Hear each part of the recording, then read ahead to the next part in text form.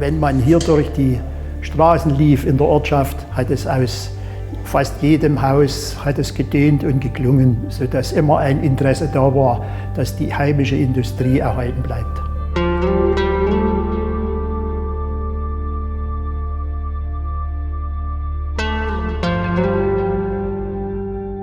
Die ganze Umgebung wurde also von dieser Firma Seidel ernährt früher. Und es war eben das Einfachste, wenn man zu Hause am Küchentisch manufakturell Stimmplatten gefertigt hat. Oder der Großvater saß in der Kammer und hat gestimmt.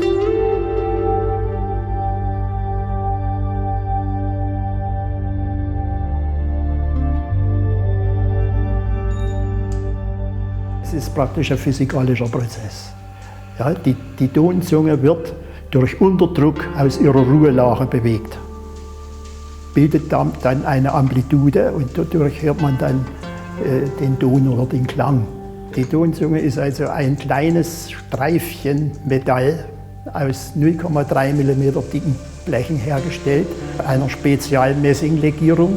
Und noch präziser ist das Herstellen des Tonprofiles, das im μ-Bereich liegt. Wobei man sagt, wenn man 2 bis 3 μ Toleranz hat, hat man schon einen Halbtonschritt. Diese Herstellung von Mundharmonikas, da gibt es in der Welt 4 große Firmen. Und die Leute, die da arbeiten, speziell auch hier bei uns, das sind Leute, die weltweit einzigartig sind, die Tätigkeiten machen, die niemand anders auf der Welt kann. Es ist ein Produkt mit sehr viel Know-how, was der Spieler selbst nicht unbedingt sieht.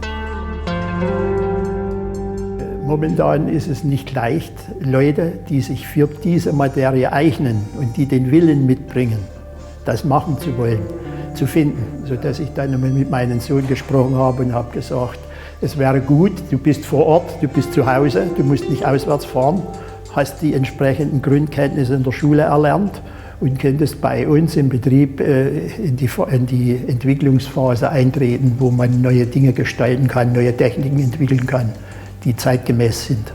Ich kenne halt den Betrieb auch schon als Kind. Der Kindergarten war damals daneben gewesen. Ich habe meinen Vater früher schon als Kind oft hier besucht.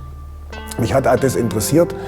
Aber wenn man hier anfängt in so einer Firma, man fängt generell als Quereinsteiger an. Also egal, was man vom Beruf lernt, auch wenn man Handzuginstrumentenmacher lernt, das ist der Beruf, der hierfür erforderlich ist für die Arbeit hier. Man fängt hier von Frischen an zu lernen, jeden Arbeitsgang, egal was man macht. Das Besondere an so einem kleinen Betrieb, wie wir sind, gut 25 Mann, ist halt das Schöne, also die Leute, das sind keine Personalnummern, die haben halt ihren Namen und wir sind uns ja alle per Du. Man kann von einem zum anderen gehen, es gibt auch kurze Dienstwege und das ist halt das, was mir hier sehr gefällt. Ich denke schon, dass es sehr wichtig ist, dass man die Erfahrung von den Alten hier mitnehmen kann. Und das geht halt sehr gut, wenn man so mal die Erfahrung vom Vater auf den Sohn überträgt. Und der Sohn bringt halt hier neue Innovationen mit in die Firma. Mir war eigentlich bewusst, dass er sich gut einführen würde und bereitet mir auch Freude, dass die Dinge, die er begonnen hat, erfolgreich zu Ende geführt wurden.